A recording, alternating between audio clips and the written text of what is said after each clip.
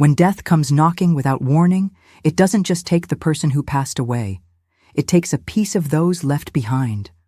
I was only 13 when I lost my father, and with him, any feeling that the world could be a safe place. Hello, my dear viewers. This is Grandma Jean, with my well-lived 76 years, speaking to you directly from my little corner in Bedford, Virginia.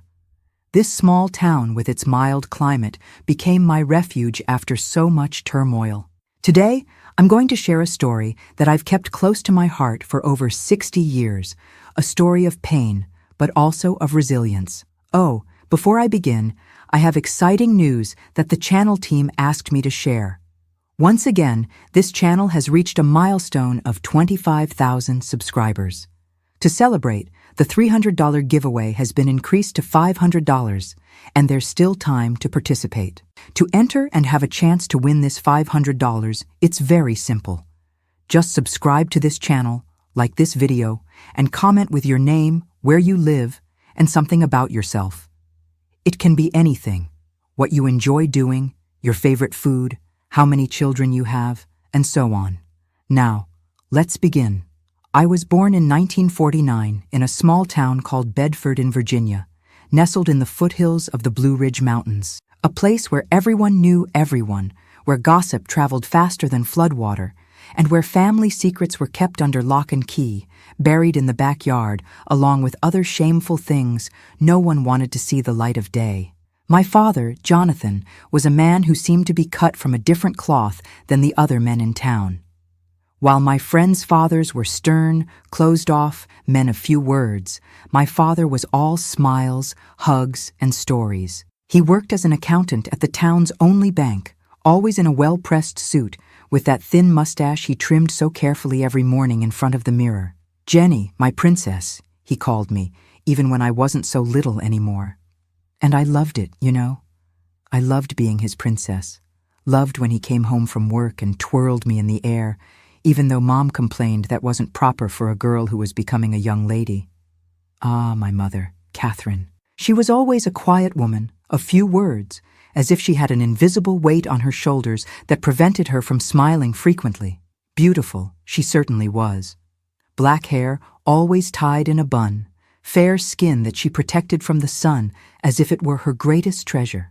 But there was a permanent sadness in her eyes, a melancholy that not even my father's antics could completely dispel. Your mother had a difficult life before she met me, my father would explain when I asked why she was so different from my friends' smiling mothers. We need to be patient with her, show extra love to make up for it. And he did. My God, how much love he had to give. He would come home with little flowers picked along the way, prepare surprise breakfasts on Sundays, take us to the town park on holidays. When there was a school event, it was always him who went, sitting proudly in the front row to see me reciting poetry or singing in the choir. Our house was simple but cozy. It was on a quiet street with a small backyard where Mom planted herbs and a cherry tree that was my joy when it was loaded with fruit. I had my own room, small but decorated with flowers that Dad had painted on the wall one rainy Sunday. The best moments of my childhood were Friday nights. Dad would come home from work, we'd all have dinner together, and then the three of us would go to the living room to listen to the radio program he loved. When it ended, he would pick up his guitar and play tunes while Mom and I sang along. In those moments, even she would smile a little, as if for a few minutes she could forget that weight she carried. At school, I was a good student. Not the best, but I tried hard to make Dad proud. Math was my weak point, but he, with all the patience in the world, would sit with me at the kitchen table after dinner and help me with my homework. "It's okay if it's difficult, Jenny," he would say when I cried in frustration because I couldn't understand some equation. The most important things in life we learn through difficulty. I didn't know then how true those words would be in the years to come. It was on an ordinary weekday, a Tuesday in April 1963, that the world came crashing down on my head. I was at school, in English class, when the principal came to get me. In the hallway, with that serious face adults make when something very serious happens. She told me that my father had fallen ill at work and been rushed to the hospital. I ran the 5 blocks that separated the school from the county hospital, my heart almost leaping out of my mouth. When I arrived, I found my mother sitting on a wooden bench in the corridor, her gaze lost, her hands trembling so much she could barely hold the rosary she always carried in her purse. "Mom? Where's Dad? What happened?" I asked, tears already streaming down my face. She didn't answer, nor did she need to. That silence, the way she looked at me as if she didn't recognize me for a moment, told me everything I needed to know. "It was his heart," she finally whispered. "It was very quick. When he got here, he had already gone. A massive heart attack. That's what the doctor called it. A ticking time bomb that no one knew existed in my father's chest. He was only 42, was healthy, never smoked, didn't drink beyond a small glass of wine with Sunday family lunches. The days that followed were a blur of faces, of hugs that didn't console, of empty words from well-meaning people. The wake in our living room, as was customary at the time. The funeral with almost the entire town present, because my father was loved by all. And then, the silence. A deafening silence that took over our house, as if along with my father they had also buried all the laughter, all the songs, all the joy he brought. My mother, who was already quiet before, now seemed like a ghost. She walked around the house without really being there, did the household chores mechanically, spoke only what was necessary. At night, I heard her crying softly in her room. During the day, she would look out the window for hours as if expecting to see my father coming home from work, with that broad smile and open arms to twirl me in the air. I was also devastated inside. I felt a hole in my chest, as if something vital had been ripped out of me. I had nightmares almost every night, woke up calling for him. At school, I couldn't concentrate. My grades dropped. I didn't want to play with friends. "She'll get over it," I heard an aunt tell my mother. Children forget quickly. But how could I forget? How could I move on when the person who loved me most in the world, who made me feel safe and special, had been ripped from my life without even time to say goodbye? Life, however, has a cruel way of continuing, of dragging us forward even when we want to stand still in time. The bills kept coming, food needed to be bought, life demanded that we continue living, even broken inside. That's when the financial difficulties began to appear. My father had a small life insurance policy, which soon ran out. My mother had never worked outside the home, had no profession, and no education beyond elementary school. She started cleaning houses for the wealthier families in town, doing laundry for others, selling sweets she made in the early morning after spending the day cleaning other people's houses. I tried to help as much as I could. At 13, I started babysitting younger children after school, for families who could pay a few coins for this service. During vacations, I helped at the corner bakery, arranging the shelves, sweeping the floor. Every penny I earned I handed to my mother, who saved it all in a cookie tin she kept on top of the kitchen cabinet. Even so, it was difficult. Very difficult. The house where we lived was rented, and without my father's salary, it soon became impossible to keep up with the payments. After 3 months of late rent, we had to leave, move to a tiny house in the backyard of an elderly lady's property, who charged less in exchange for us taking care of her as well. Seeing my mother, who was already so sad before, sinking deeper and deeper into a silent depression, broke my heart. She lost weight visibly, hardly ate, worked until she collapsed from exhaustion. Many nights I found her asleep at the kitchen table, on the clothes she was ironing, the iron still hot beside her. Life had become a constant struggle for survival.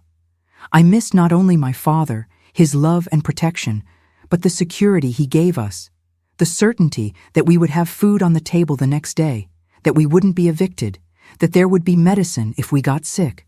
It was in this most vulnerable moment of our lives that Robert appeared, and with him, a promise of better days that would soon prove to be the worst trap we could fall into. Robert Taylor entered our lives on a Sunday after church. My mother and I were leaving, she in that black dress she hadn't taken off since my father's funeral, me in clothes that were already too small, given to me by a neighbor. He approached us, hat in hand, a polite smile on his face. "Mrs. Catherine? I'm Robert Taylor. I worked at the bank with your husband. My condolences for Jonathan.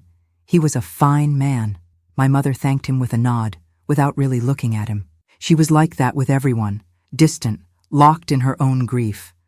But Robert didn't give up easily. He walked us home, talking the whole time, telling stories about my father that I had never heard, asking questions about how we were managing, offering help. "If you need anything, just call," he said when we reached Mrs. Wilson's gate, where we now lived. "I live right on Oak Street, number 18. Just knock on the door."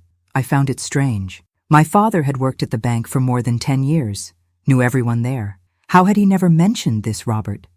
How had he never brought him home for coffee, as he did with other colleagues from work? But my mother didn't seem to notice anything strange. In fact, for the first time in months, I saw a spark of life in her eyes when she said goodbye to him.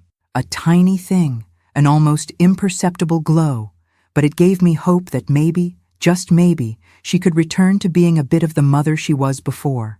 Robert started showing up almost every day. He brought groceries that were left over at his house, offered to fix broken things, helped me with my math homework. He was polite, well-mannered, always well-dressed and smelling good. He must have been about 35, hair already graying at the temples, dark eyes that smiled when he smiled. "He's a good man," Mrs. Wilson commented one afternoon as I helped braid her thin hair. "It's clear he's interested in your mother, girl." I felt a tightness in my chest. Interested in my mother? How so? My father had died less than 6 months ago. How could she think of another man so soon? But the truth is that, with Robert's constant presence, my mother was changing. It wasn't a dramatic transformation.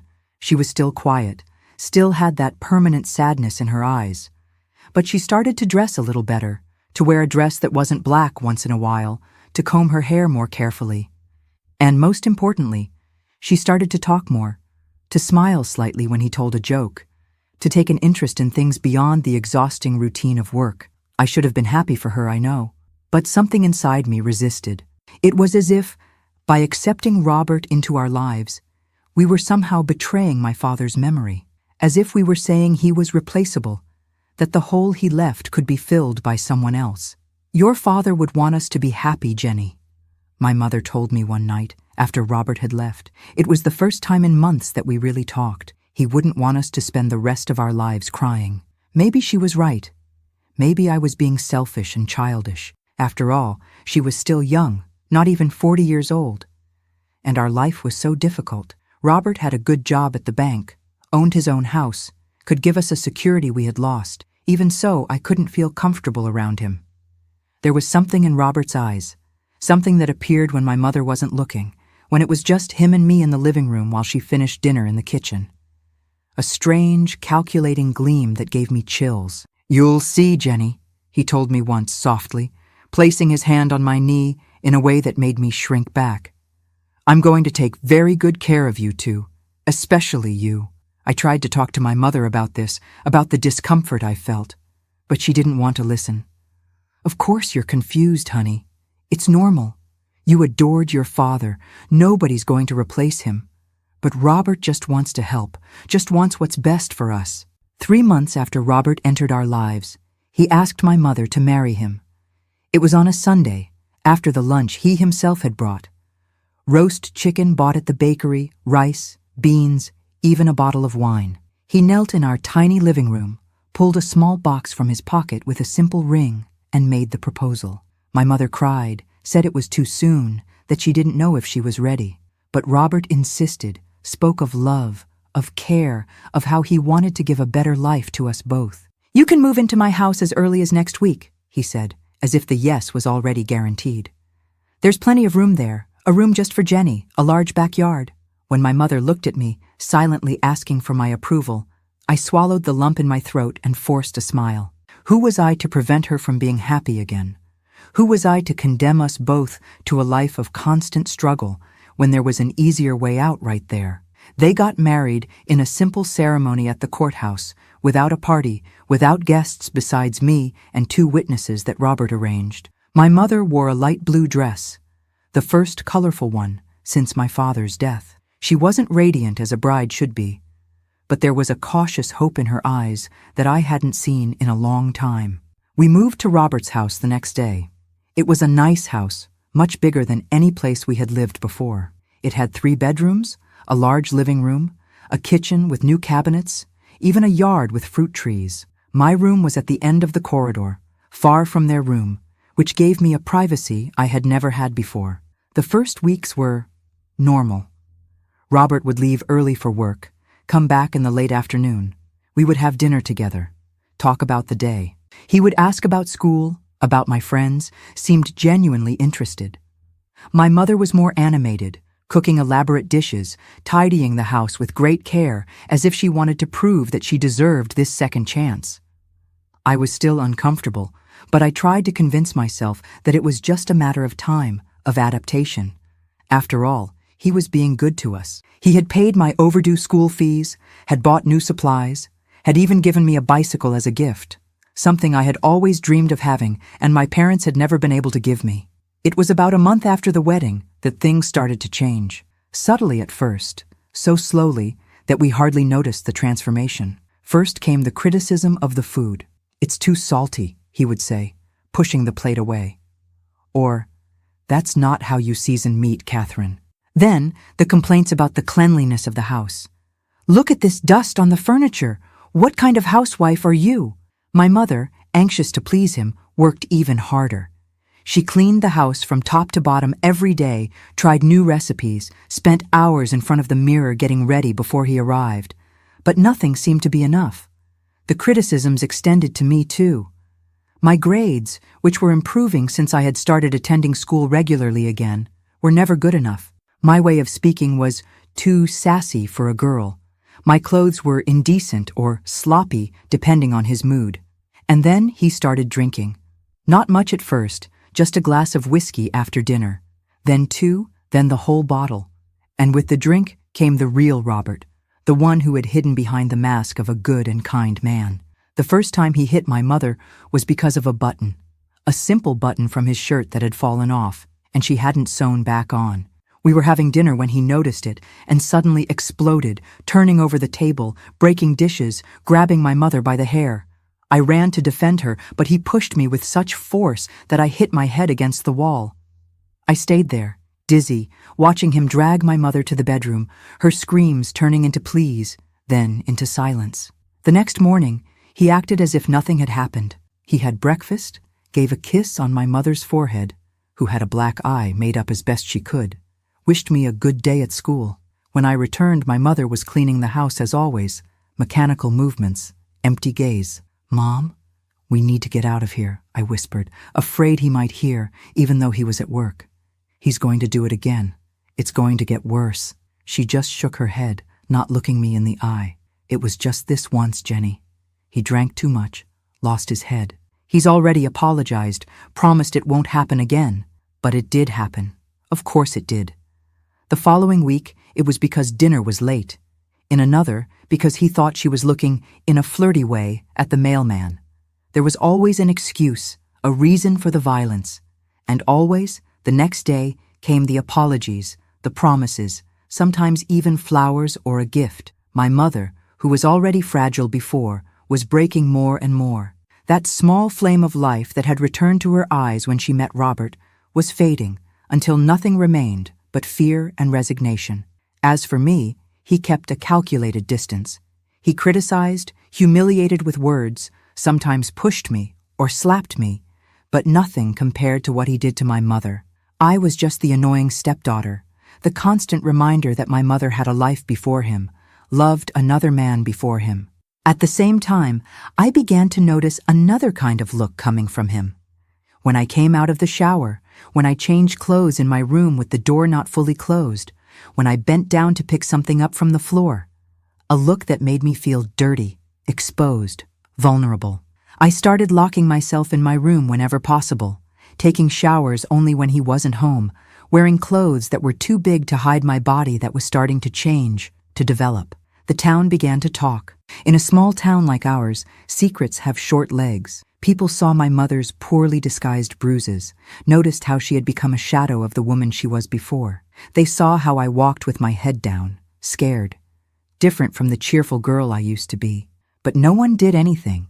In a husband and wife's fight, you don't stick a spoon, they would say, shrugging, as if it were normal, acceptable, for a man to beat his wife inside their home, as if it were just a private matter and not a crime. Even the teachers at school, who saw my eyes swollen from crying so much, my grades falling again, my growing isolation, preferred to look the other way. It was easier that way. Less complicated, less risky. Gradually, I understood a harsh truth. We were alone in this. No one would come to save us. If we wanted to escape, we would have to find strength within ourselves. I tried to convince my mother so many times to leave. We could go back to Mrs. Wilson's house or look for relatives in other cities, start over anywhere away from him. But she always found excuses. We don't have money, Jenny. Where would we go? He'll find us. It will be worse. Sometimes he's good to us, you know. Every marriage has problems, honey. The last excuse was the one that infuriated me the most. What kind of marriage problems included black eyes and broken ribs? What kind of husband made his wife lock herself in the bathroom, trembling with fear when she heard the front door opening? That wasn't a marriage with problems. It was a prison, a slow-motion death sentence. And then, when I turned 14, it happened. The day that changed everything, that made me understand that I needed to act, and quickly, before it was too late. The day Robert showed his true face, not just to my mother, but to me as well. It was on a Friday that everything changed. I remember it as if it were yesterday. Every detail etched in my memory as if it had happened yesterday, not more than 6 decades ago. It was math test day, my hardest subject. I had studied a lot, stayed up late redoing exercises, but even so, when I saw the questions on the test, my mind simply froze. The fear of disappointing, the pressure I put on myself, the terror of going home with a low grade, knowing how Robert would react. All of this made me unable to concentrate. I handed in the test almost blank. I left school with a weight on my chest, a bad feeling that accompanied me all the way home. I thought about not returning, about running away to anywhere. But where would a 14-year-old girl go without money, without documents, without anyone to help? I arrived home, and my mother immediately noticed that something was wrong. "What is it, honey?" she asked softly as I dropped my backpack in the corner of the kitchen. "The math test," I confessed, already with tears in my eyes. "I couldn't do almost anything. I'm going to get a terrible grade." She hugged me, something rare in those days. "It's going to be all right," she whispered in my ear. "Don't tell Robert anything today. He had a hard day at work, already came home nervous. Tomorrow we'll talk calmly. Think about what to do." I agreed, relieved to be able to postpone the inevitable.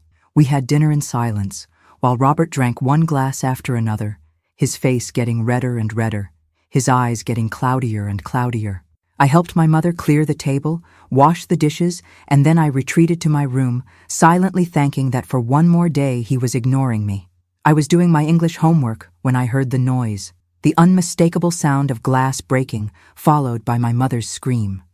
Then the thud of a body falling. More screams, "Please." I was paralyzed for a few seconds, my heart racing, the pencil still in my hand. It was always like this. He would start with my mother, and if I appeared, if I tried to interfere, it would only make everything worse. She herself begged me to stay in my room, not to get involved. But this time it was different. Amid her screams, I heard my name. "Jenny has nothing to do with it. Please, Robert, leave her alone." I felt a chill down my spine. Why was she talking about me? What had happened? I opened the door to my room slowly, my heart beating so hard it felt like it would come out of my mouth. From where I was, I could see part of the living room. My mother was on the floor, a trickle of blood running from her forehead, her arms raised in a useless attempt to protect herself. Robert was standing, holding a paper in his hand, shaking it in front of her. "Did you know about this? Did you know?" he shouted, his voice slurred by drink. "This little tramp got a 0 on the test. 0. After everything I do for you two, this is how you thank me?" My blood froze. The teacher must have called to give the news of the test, or perhaps some classmate had commented to their parents who told Robert at the bar or at the bank. Small town is like that. News travels faster than the wind. "She tried, Robert," my mother pleaded. "Math is hard for her. Jonathan always—" It was the wrong thing to say. Mentioning my father's name was like lighting a match near gasoline. Robert turned red with rage, his eyes bloodshot, a vein throbbing on his forehead. "Don't talk about that man in my house," he shouted, giving my mother such a strong slap that she fell again. I couldn't contain myself. I ran out of my hiding place, threw myself in front of my mother, facing Robert for the first time. "Leave her alone, it's my fault, not hers." For a moment, he seemed surprised by my audacity. Then, a strange smile formed on his face, a smile that made me shiver to my soul. "Ah, so the little princess decided to defend Mommy? Very nice. But you're right, it is your fault. And you know what happens to disobedient girls who get zeros on tests?" He took a step in my direction, staggering a bit from the drink. Instinctively, I backed away. "Robert, please." My mother tried to get up, grabbing his leg. "She's just a child." He kicked her away as if she were an irritating insect. "A child? Look at her well, Catherine. She's turning into a woman, and she needs to learn to respect the man of the house." The way he said this, the look he cast at my body, made me feel naked, exposed. I understood at that moment what was about to happen, and terror paralyzed me. "Mom," I whispered, begging with my eyes for her to do something, anything. She looked at me, then at Robert, and I saw something die in her eyes. A complete surrender, an acceptance of the inevitable. She lowered her head, unable to face her husband, unable to protect her own daughter. "Go to your room, Catherine," Robert ordered. "I'm going to teach this girl a lesson she'll never forget." To my absolute horror, my mother obeyed. She got up with difficulty, gave me one last look, a look that asked for forgiveness but offered no help, and left the living room, closing the bedroom door behind her. It was at that moment that I understood. I was completely alone.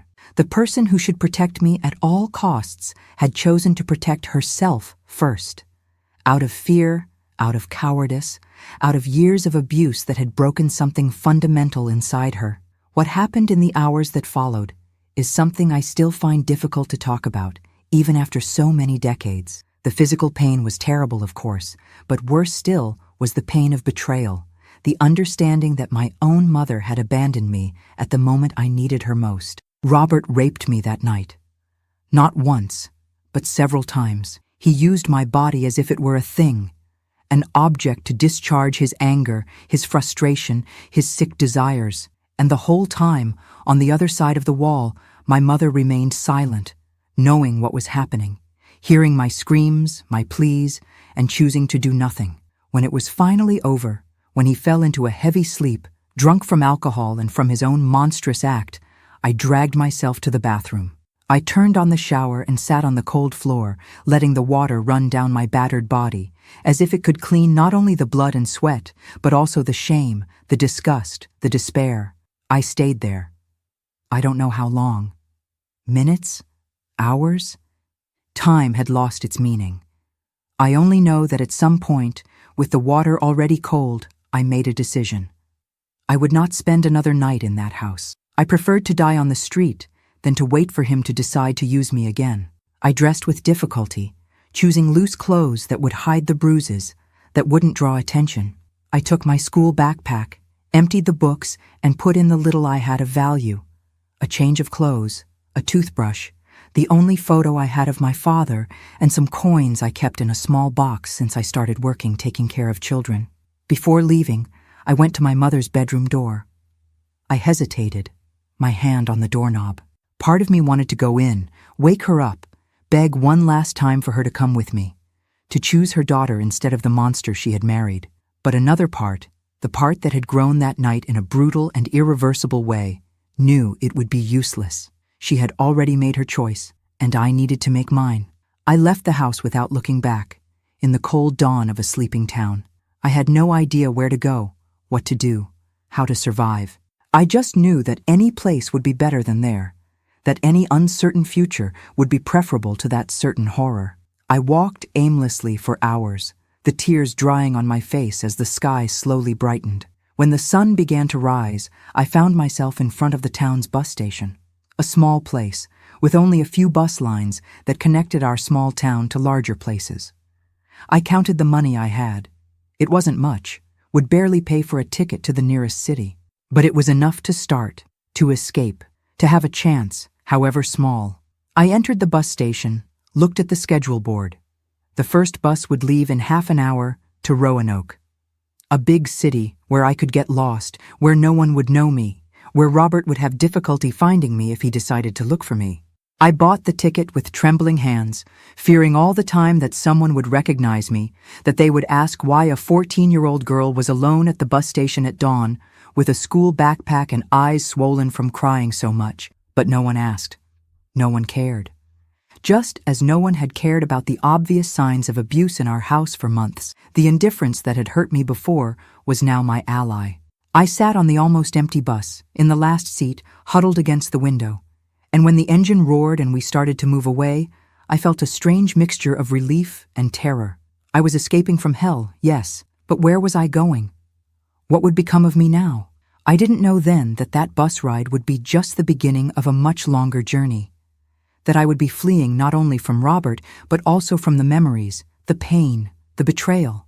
That I would need to build a completely new life, alone, without any support, at an age when most girls were still playing with dolls. I didn't know that it would take years until I could sleep a whole night without nightmares. That the sound of a bottle breaking would make me tremble decades later. That I would have difficulty trusting people, especially men, for the rest of my life. But I also didn't know of my own strength, of my resilience, of the ability I would have to transform that terrible pain into something productive, into something that would one day help other people. As the bus moved away from the town that had been my home for my entire life, I looked out the window one last time. The sun was rising, painting the sky pink and gold. A new day was beginning, and for me, a new life too. It was the most terrible night of my existence. But it was also the night I discovered I was alone in the world, and that somehow I would have to find the strength to move forward anyway. I arrived in Roanoke completely lost. A small-town girl, 14 years old in a big city, without knowing anyone, without having anywhere to go. When I got off the bus at the station, the noise, the crowd, everything scared me. For a moment, I almost regretted having run away. But then I remembered the previous night, the horror at Robert's hands, my mother's silent complicity. And I knew there was no going back. I needed to move forward, however frightening it might be. I spent the first day wandering around the city, carrying my backpack, trying not to look as desperate as I felt. I spent a few coins on bread at the bakery, saving the rest carefully. It was all I had in the world. At night, when it started to get dark, fear tightened. Where would I sleep? How would I protect myself? I ended up finding a bench in a park, half hidden by bushes. It wasn't safe, I knew, but what choice did I have? I curled up there, the backpack hugged against my chest, trying to sleep a little, startling at every noise. It was like that for 3 days. Wandering during the day, sleeping in hidden places at night, eating as little as possible to save money that was running out fast. I washed my face in public bathrooms, tried to keep my appearance minimally presentable, but it was getting increasingly difficult. On the 4th day, a lady approached me in a park. I was sitting on a bench, looking at nothing, hungry and exhausted. She stopped in front of me, studied me for a moment, and then asked, "How many days have you been on the street, girl?" I thought about lying, about saying I was just waiting for someone, that I had a home, a family. But I was so tired of pretending, so desperate for help, that the truth escaped before I could contain it. 4 days, she nodded as if she already knew. And where did you come from? From Bedford. Running from what? I lowered my eyes, unable to answer. How to explain the unexplainable to a stranger? She sighed, sat down beside me. You don't need to tell me if you don't want to, but you can't continue like this. You'll end up being caught by some bad character or by the police. Do you know what they do with minors they find on the streets? They send them back home, to their parents. The terror must have been visible on my face because she quickly added, "Calm down. I'm not going to report you. I'm just saying you need help." Her name was Mrs. Martha. She was a retired teacher, a widow, lived alone in a small house not far from there. She had observed me in the park for 2 days, she said, noticing that I wasn't a common street girl, that something very serious must have happened to put me in that situation. "Come with me," she offered. "You can take a shower, eat something, sleep in a real bed, then we'll decide what to do." It was risky to trust a stranger, I knew, But what did I have to lose? If her intentions were bad, I would run away again. I was getting good at that. Mrs. Martha's house was simple but welcoming, full of books and plants. She showed me the bathroom, gave me clean towels, even set aside an old dress of her daughter who lived far away. I took my first real bath in days, washed my hair, felt almost human again. Afterward, she served me homemade soup with bread, which I ate with such hunger that I barely breathed between spoonfuls. Only when I finished, when my stomach was full and my body clean, did the tears come. I cried like I hadn't allowed myself until then, sobbing so hard that my whole body shook, releasing not just the tension of the last days, but all the accumulated pain of the last months. Mrs. Martha didn't ask anything. She just waited for me to calm down, offered me a handkerchief, and then said, with a simplicity that disarmed me, "When you're ready to talk, I'll be ready to listen." That night, I slept in a real bed for the first time since I ran away. In the room that had been her daughter's, with clean sheets that smelled of fabric softener, a window that looked out onto a backyard with apple and cherry trees, I slept like a rock, too exhausted to even dream. The next morning, I woke up disoriented, not recognizing where I was.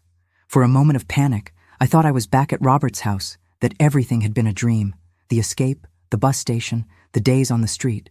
Then I heard sounds of pots in the kitchen, smelled fresh coffee, and remembered. I was in Mrs. Martha's house. I was safe, for now. During breakfast, she didn't insist on questions. She talked about the weather, about the plants in the backyard, about a book she was reading, as if it were the most natural thing in the world to have a runaway teenager sitting at her table. It was only later, when we were washing the dishes together, me washing, her drying, that I managed to start talking. The words came out gradually, hesitant at first, then in a flow that I could no longer contain.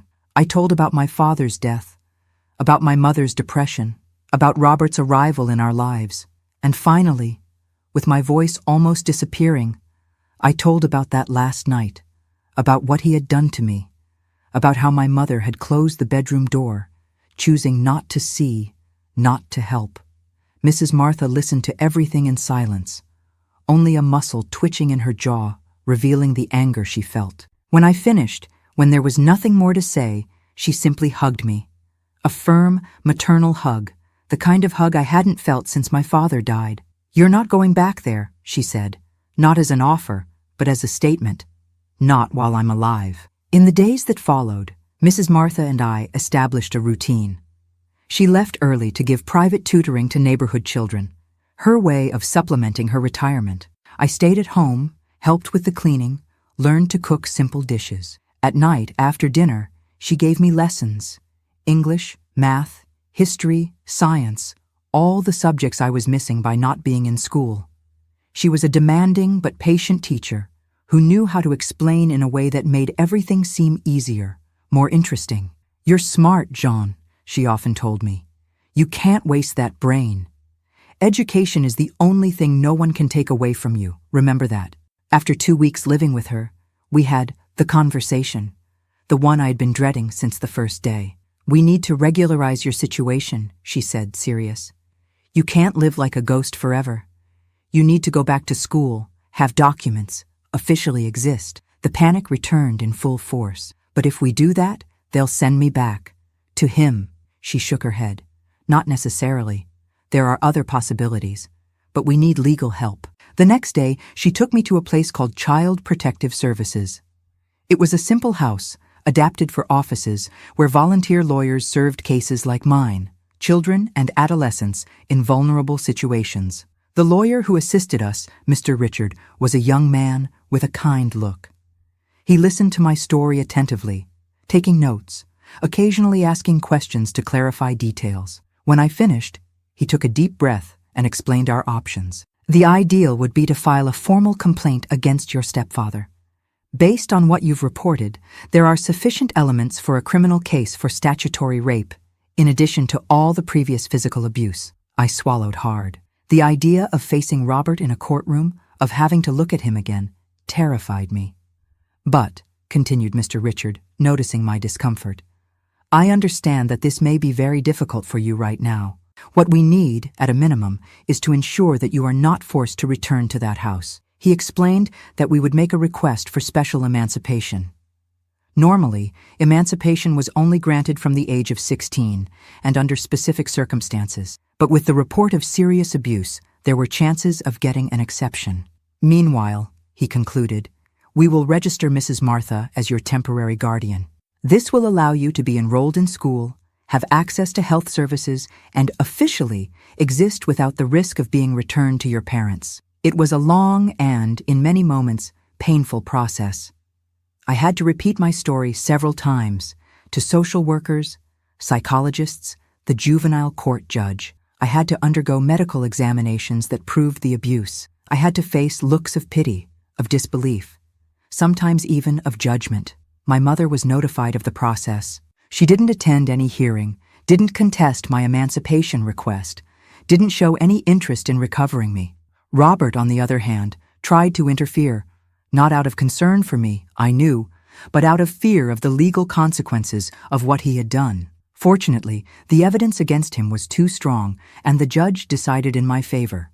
At 15, I became officially emancipated, a rare, exceptional case which was only possible due to the extreme circumstances and the tireless support of Mrs. Martha and Mr. Richard. With my legal situation resolved, I could finally return to school. I entered the first year of high school, with classmates a little younger than me. I had lost almost a year with all the turmoil. At the beginning it was difficult. I felt displaced, different, marked in some invisible but perceptible way by the traumatic experience I had lived through. But the thirst to learn, to recover lost time, spoke louder. I dedicated myself to studies with an intensity that surprised even the teachers. Math, which had always been my Achilles heel, became a personal challenge that I refused to lose. I studied extra hours, did all the exercises 2-3 times, asked for help when needed. You don't need to be the best at everything, Jean, Mrs. Martha would tell me, concerned about my obsession with perfect grades. You just need to do your best. But I knew I needed to be exceptional. It was the only way to guarantee a different future, to not depend on anyone, to never be vulnerable like I had been. Alongside school, I started working part-time at a bookstore near home. The owner, Mr. Arnold, was a friend of Mrs. Martha and agreed to hire me even though I was a minor, on the condition that it wouldn't interfere with my studies. The salary wasn't much, but it gave me an independence I had never known before. I could buy my own things, help with household expenses, even save a little every month thinking about the future. The bookstore became my second home. In my free moments, I devoured books of all kinds: novels, biographies, history books, science. It was as if each page read distanced me a little more from that frightened girl who had fled Bedford on a cold dawn, brought me closer to the woman I wanted to become. It was in this bookstore that I met Professor Eugene. He taught history at the State University and was a regular customer, always looking for rare books about American history. We started talking about books, then about history, then about everything. He noticed my interest, my curiosity, and began to recommend readings, to lend me books from his own library. You should think about going to college, John, he told me one day, after a long discussion about the American Civil War. You have a brilliant mind that can't be wasted. College? The idea had never occurred to me. People like me, without family, without resources, struggling to survive day by day, didn't go to university. At least that's what I thought. It's possible, he insisted. There are scholarships, assistance programs. It would be hard, of course, but not impossible. And it would be worth every effort. That conversation planted a seed that would bloom years later. But at that moment, I was focused on finishing high school, on staying on my feet, on building a life that, if not exactly happy, was at least safe, stable. The years passed. I finished high school with exemplary grades, continued working at the bookstore, now full-time. Mrs. Martha, who was already elderly when she took me in, started having health problems. Arthritis, high blood pressure, vision problems that prevented her from continuing to give private lessons. Our roles slowly reversed. Now it was I who took care of her, who did the shopping, cooked, accompanied her to the doctor. It wasn't a burden. It was an honor to be able to give back a little of the much she had done for me. It was for her that I finally decided to try college. I wanted her to see me graduate, wanted to give her that pride before it was too late. I studied like never before for the entrance exam, while working, while taking care of the house, while helping Mrs. Martha with her medicines and appointments. In 1969, at 20 years old, I entered the history department of Virginia State University, the first in my family, if I could still call those people in Bedford family, to reach higher education. When I received the news of the approval, Mrs. Martha cried, hugged me, said she always knew I would succeed. "You flew, Jenny," she said, using the nickname that only she still used. "You flew with broken wings, but you flew anyway." And it was true. Somehow, despite everything, I had learned to fly. It wasn't a perfect flight. It wasn't without pain or scars, but it was my flight, conquered with tears, sweat, and a determination that even I didn't know I possessed. The girl who ran away from home at dawn, with just a backpack and a broken heart, was turning into the woman I always wanted to be, free, strong, master of my own destiny. College opened a completely new world for me. After years living in the protective cocoon that Mrs. Martha and I had created, suddenly I found myself exposed to people, ideas, and experiences I never would have imagined. It was frightening and liberating at the same time. The first months were difficult. Balancing work at the bookstore, caring for Mrs. Martha, who was increasingly frail, and the demands of studies seemed almost impossible. Many nights I cried from exhaustion, questioning whether I had made the right choice, whether I wasn't being presumptuous in thinking that someone like me could have a university education. But with each obstacle overcome, with each successful test, with each compliment from a professor, I felt stronger, more capable. I began to make friends. Not many, as I was still reserved, still had difficulty trusting people, but a few precious ones who didn't care about my nebulous past, who accepted me as I was. Among them was Mary, a literature student I met in the library. Outgoing, talkative, always laughing. She was the opposite of me in many ways. Perhaps that's why we got along so well. She pulled me out of my shell, reminded me that there was joy in the world, that not everything was struggle and pain. It was Mary who convinced me to go to my first college party. I resisted, invented 1,000 excuses, but she insisted so much that I eventually gave in, more to silence her than out of my own will. "You'll like it, John, I promise," she assured me. "And if you don't like it, we'll leave right away. I just want you to live a little, breathe, meet new people." The party was at a fraternity house near campus. Loud music, colored lights, young people laughing, dancing, drinking, dating. A completely strange environment for me, who had spent the last years between books and responsibilities. I stayed in a corner, holding a cup of soda, observing that strange and somewhat intimidating world. That's when he approached.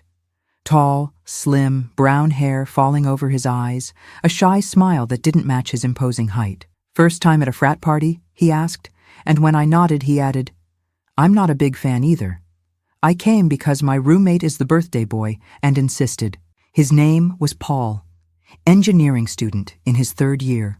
We talked for hours that night, first at the party, then at a late-night diner, finally walking through the deserted campus under the starry sky.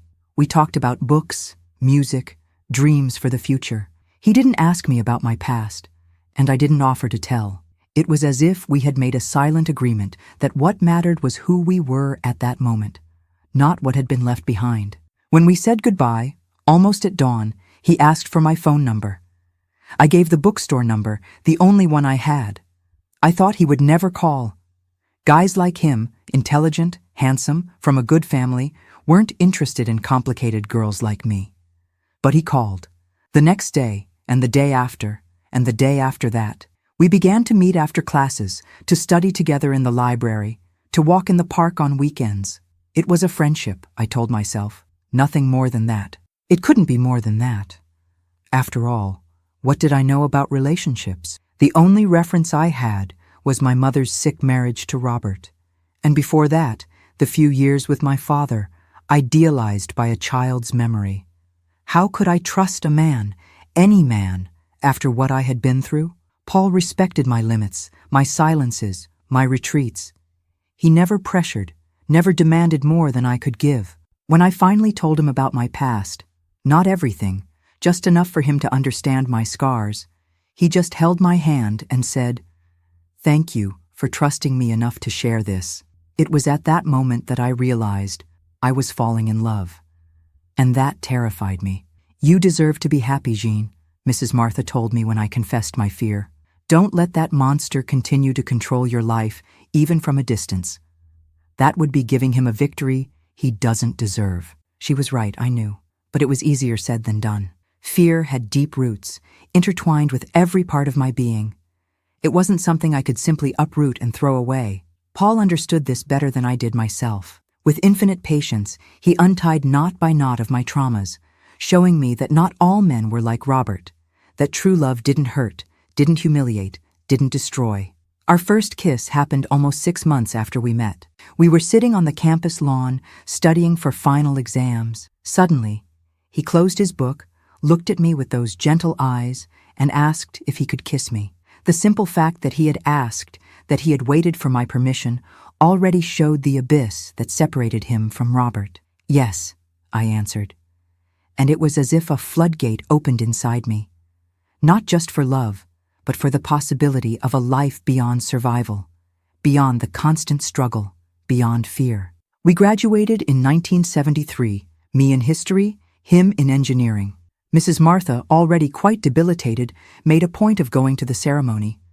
Sitting in the front row, wearing her best dress, she applauded with tears in her eyes when I received my diploma. "I'm so proud of you, my daughter," she said afterward. And no one questioned the "my daughter," because that's exactly what I was.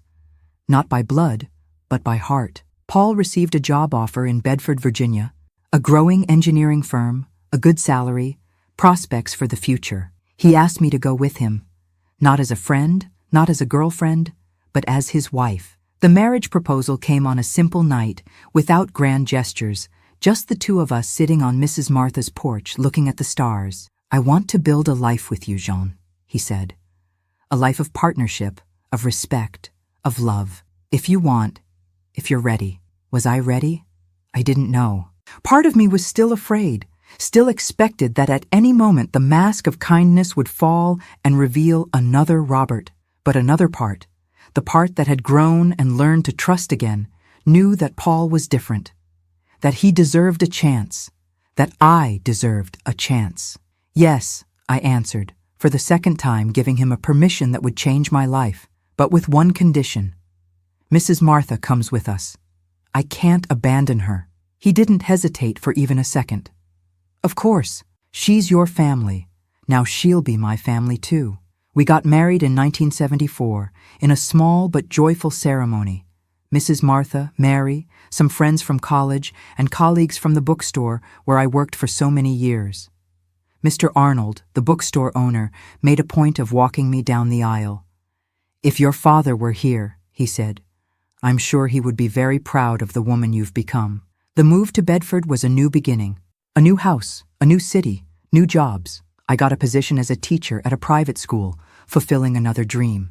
And with Mrs. Martha occupying the guest room, it was as if we had formed our own improvised family, united not by blood, but by love and mutual respect. The first years of marriage were a constant learning experience, not just about how to live with another person, how to share space and routine, but about how to love and be loved in a healthy way. Paul had to learn to deal with my moments of panic, with the nightmares that still woke me up sweating in the middle of the night. I had to learn not to expect the worst from him at every disagreement, not to flinch when he raised his hand, to grab something from a high shelf, not to hit me. In 1976, I discovered I was pregnant. The news was received with joy by Paul and Mrs. Martha, but with a confusing mixture of emotions by me. Happiness, of course, but also terror. What if I didn't know how to be a mother? What if I repeated the mistakes of my own mother? What if I couldn't protect my child as I wasn't protected? "You'll be a wonderful mother precisely because you know what not to do," Mrs. Martha assured me. "The scars we carry can destroy us or teach us. You chose to learn from them." My daughter, Amy, was born in January 1977. A healthy baby, with rosy cheeks and a tuft of dark hair like mine. When I held her in my arms for the first time, I felt a love so intense it almost hurt. and along with that love, a fierce resolution. This child would never know the kind of pain I knew, would never feel abandoned, betrayed, alone in the world. 2 years later came Michael, so different from his sister, blonde like his father, calm where she was agitated, observant where she was talkative. Our perfect quartet, completed by the quintet with Mrs. Martha, who despite her advanced age still had energy to tell stories, teach songs, be the grandmother my children wouldn't have by blood. Life followed its course, with the normal joys and challenges of any family. Paul was promoted. I became a coordinator at the school. We bought our own house, a little bigger, with a garden where the children could play. It was in 1982 that the past came back to knock on our door. A letter from Bedford, informing that my mother had died. Heart attack, the letter said. She was being buried that week. I stood looking at that paper for hours, not knowing what to feel. I had had no contact with her since the night I ran away. She had never tried to find me, had never contested my emancipation, had never shown any regret for what she had allowed to happen. "Do you want to go to the funeral?" Paul asked gently. I thought for a long time. "No," I finally answered. Not out of anger or resentment, but because there's nothing there for me. My mother died for me that night when she closed the bedroom door. What remained was just an empty shell. He understood. He always understood. The letter also mentioned, almost as a footnote, that Robert had died years earlier, in 1975, in a car accident. He was drunk, had crashed into a tree. No one else was injured. I felt a strange relief upon learning this. Not joy. I never wished death on anyone, not even him. But a certain closure, as if a particularly dark chapter had finally been definitively closed. The years passed. The children grew up. Amy graduated in medicine, Michael in law. Both married, gave us grandchildren, 5 in total, who are the joy of my old age. Mrs. Martha lived to be 97, lucid until the end, passing away peacefully on an autumn afternoon in 1998. Paul and I grew old together, watching our love mature like a fine wine. He retired. I continued teaching for pleasure, not out of necessity. We traveled a bit, saw places I never imagined I would see when I was that frightened girl fleeing on a cold dawn. Today, at 76 years old, I look back and see a life I never imagined I would have.